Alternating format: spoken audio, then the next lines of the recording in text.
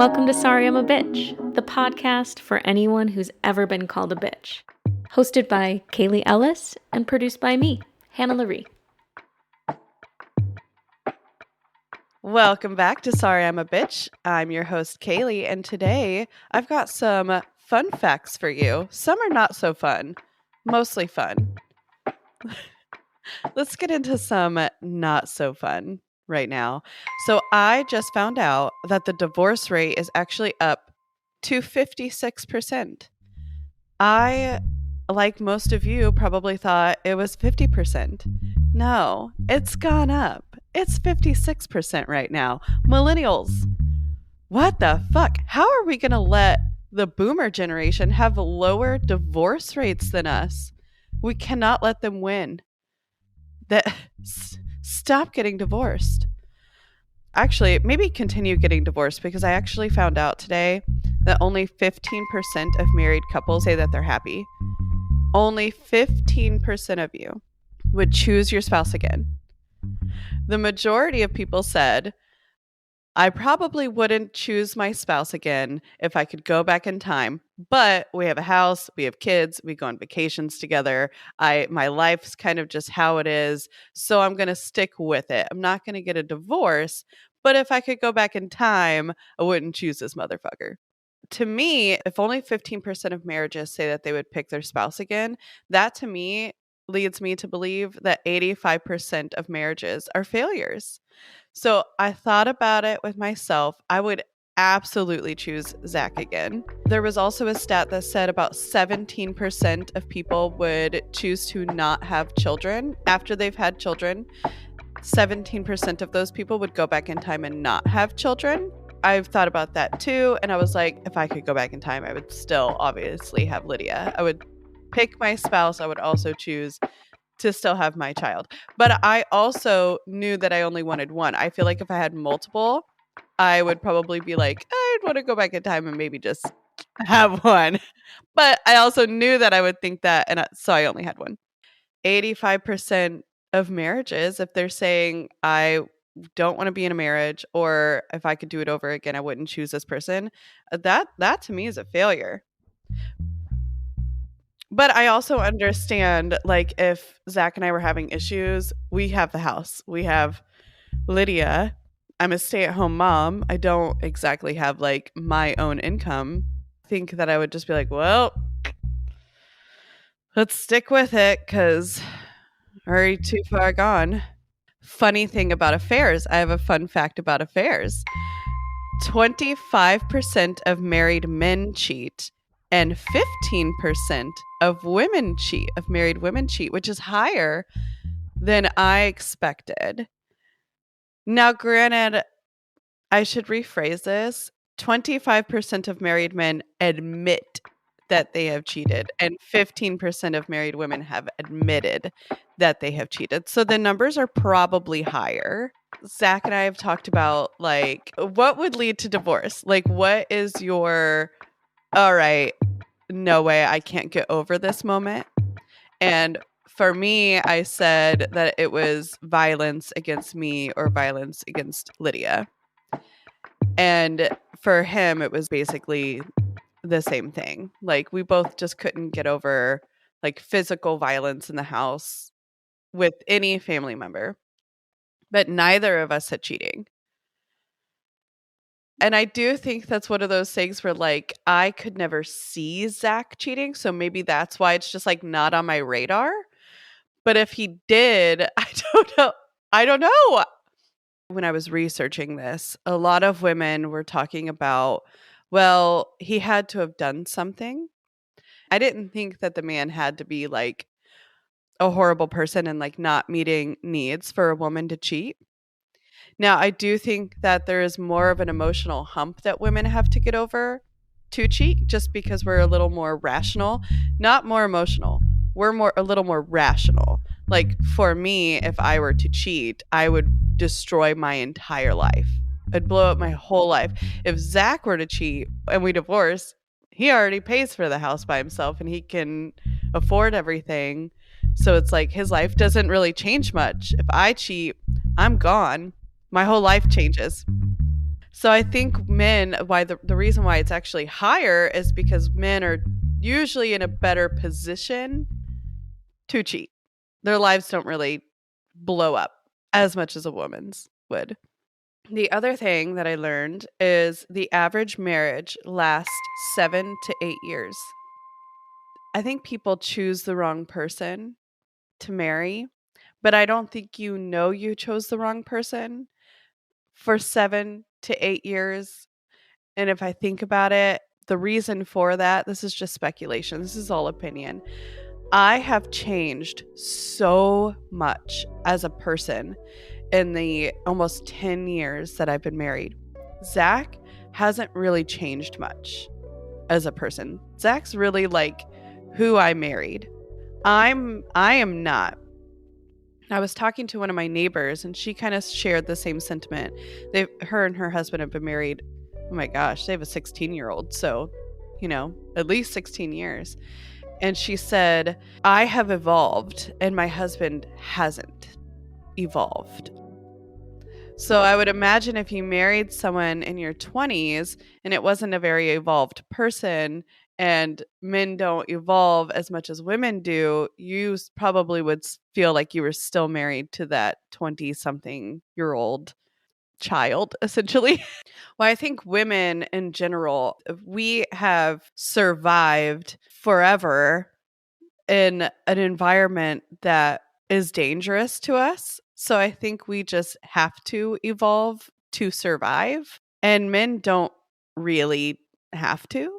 I have to get smarter. Even when it comes to motherhood, I saw that as well, where I just instinctually knew certain things that Zach didn't. So I think there has to be something in us chemically.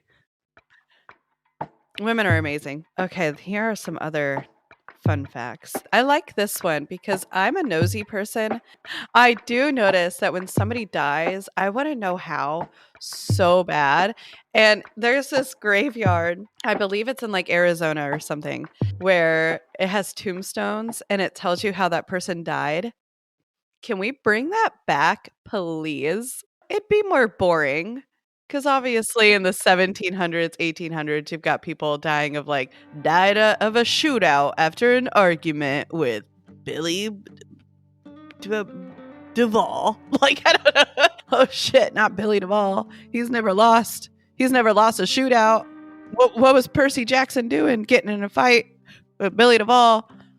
Anyways, and now it'd probably be like colon cancer. So it'd be not as interesting, but bring it back. Because then maybe if you're walking through, a graveyard, it reminds you, died of colon cancer. Oh shit, I got to schedule that colonoscopy. I think it could save lives. And I'll tell you why. People usually ask what happened when someone dies, not because they're nosy, but because it's a natural instinct to survive. We want to know so we can avoid it. Gossip saves lives. Okay. Penguins don't see humans as a threat because we are the only creatures that they have seen to walk on two legs. So they're like, they are like us. They are like us. So I don't know if they're just like, oh shit, some featherless penguins, ugly ass penguins walking up. The tall guys are here. Okay. So many men were dead from World War I that European universities had to let women attend to keep enrollment up because most attendees were dead. And that's why you can attend college. Yay, woohoo, dead guys. When Oxford University first opened, they didn't teach calculus because that shit wasn't invented yet. Oxford was invented before calculus. Oh, okay. Foxes are trying to domesticate themselves right now. They're trying to infiltrate your household, probably because they walked by someone's door, looked in, saw a little kitten on your couch, and they said, what? Ran home to their fox den, and they said, did you know cats are inside right now? We're outside, it's winter, I got little snowballs in my fur. Did you know that they're on couches and shit? They're watching TV. I saw one with a fucking remote. And they were like, well, shit, how'd they do that? They asked a cat, probably. And the cat said, "Oh shit, dude, we just domesticated ourselves. We just said, hey, we'll be your pet and we won't hurt you. We'll kind of hurt you, but not like life threatening." And then all of the foxes got together. They had a little fox HOA meeting and they said, we should do that shit. Moral of the story, we'll probably be able to have little pet foxes running around in a couple years. I don't know how long it'll take. I mean, if one came up to my door, knocked a little bit, I'd let him in. Okay. The planet Neptune has all 4 seasons, but each season lasts 40 years, which is fine for us because an Austin summer also lasts 40 years. Oh, I can relate to this one. Your brain can create false memories. And I knew that one already. I got to be honest with you because people are like, Kaylee lies. And I'm like, no, dude, I really thought that shit happened. I had a dream about it. And then I woke up, didn't even register that was a dream, thought that happened. I talked to a therapist one time. He was like, your brain can create false memories as a way of like protecting yourself. Like your brain knows that if you knew that information, you wouldn't be able to handle that shit. And I was like, wait, but if my brain's trying to protect me, why are you telling me this shit? You little bird brain bitch. I'm going to pay for you to give me trauma? Fuck y'all. In black and white movies, they would use milk for rain because water wouldn't show up on film. Milky rain, milky rain. So, this is something everyone's going to have to know coming up because we're going to be eating a lot of this. Because if you think you're going to be eating your little avocado toasts and your little protein shakes and shit moving forward, no, baby. We're going to have food rations. And our grandparents are dying and they got dementia and they can't tell us how they lived off of food rations. So we're going to have to just learn from each other, learn from me that rice and beans is a complete meal. Each food has essential amino acids that the other one lacks, so they complete each other. It's a full meal. Also, there's going to be poop in our water soon. So that's super fun. I guess the only way to like get the poop out of your water is the reverse osmosis shit under your sink, which funnily enough, Zach and I spent like $8,000 to put one of those little bitches on our sink in Austin, and then we moved. That was stupid. Okay. The spinal cord has the same consistency of a ripe banana.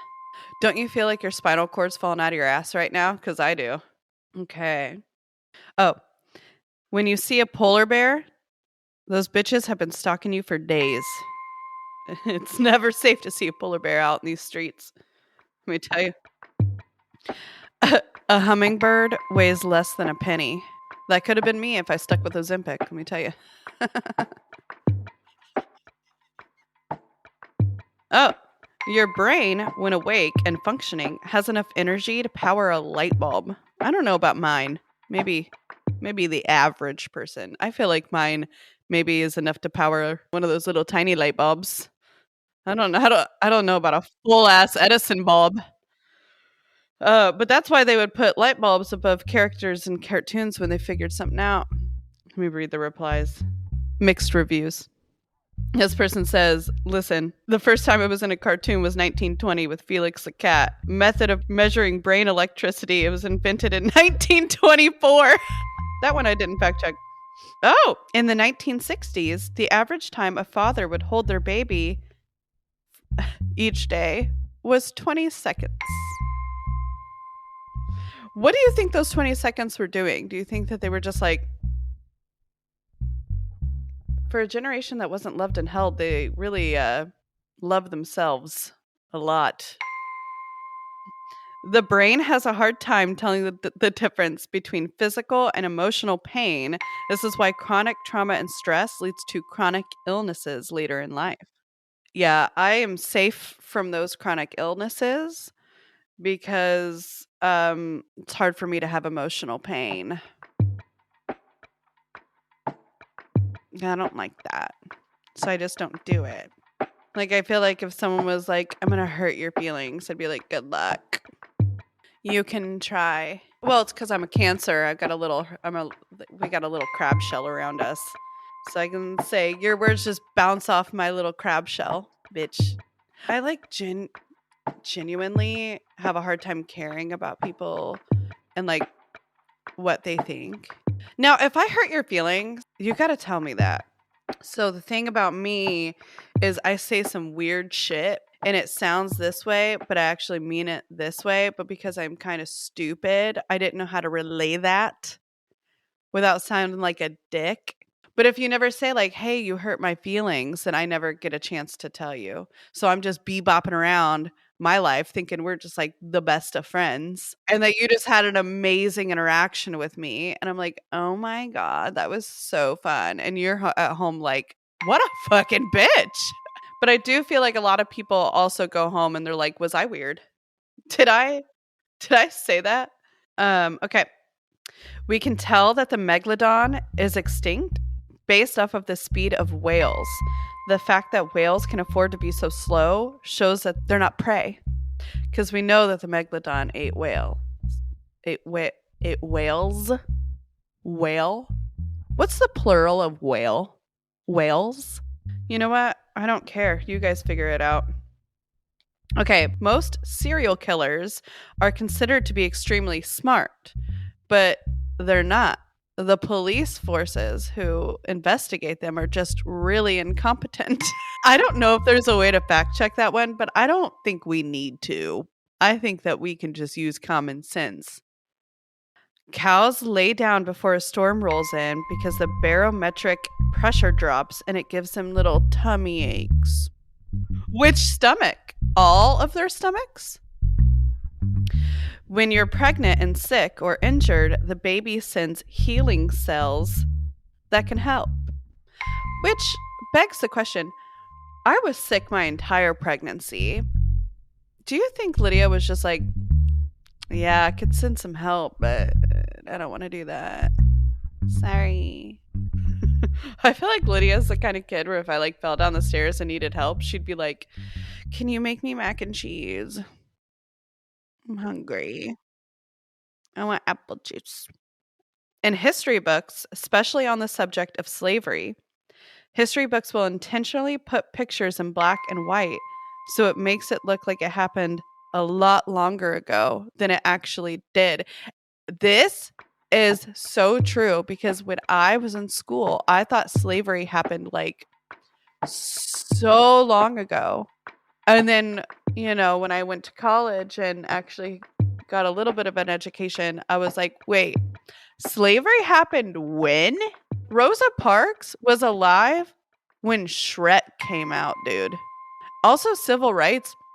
This pisses me off because I feel like white people were like, yeah, civil rights. That sounds fucking cool.